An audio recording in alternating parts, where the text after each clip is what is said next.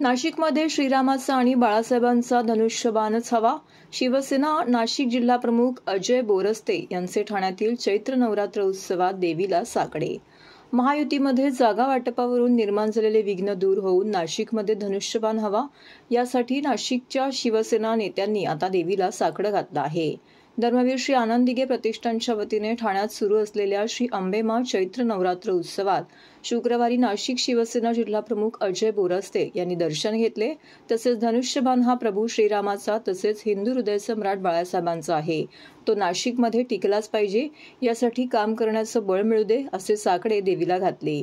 या प्रसंगी शिवसेना पदाधिकारी प्रकाश कोटवानी, किरण नागती, स्वप्नील लांडगे, संतोष बोडके इत्यादी उपस्थित होते। मुख्यमंत्री एकनाथ शिंदे यांच्या पुढाकाराने ठाणे पूर्वेकडील कोपरी येथील संत तुकाराम महाराज मैदानात श्री अंबेमास चैत्र नवरात्र उत्सव सुरू आहे। दरवर्षीप्रमाणे या नवरात्र उत्सवाला अजय बोरस्ते यांनी भेट दिली।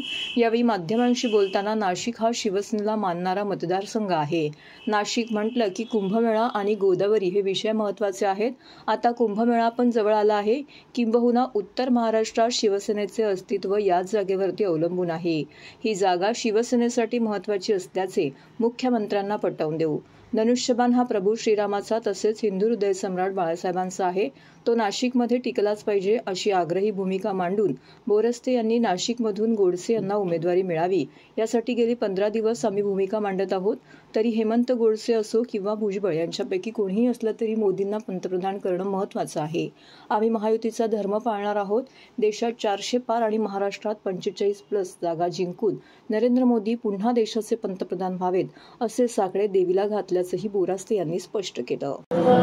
धर्मवीर आनंद दिघे फाउंडेशनच्या वतीनं होणारा चैत्र नवरात्र उत्सवाला दरवर्षी आम्ही येत असतो। मागच्या वेळेस सुद्धा आम्ही आमच्या सर्व नगरसेवकांसह या ठिकाणी दर्शनाला आलो।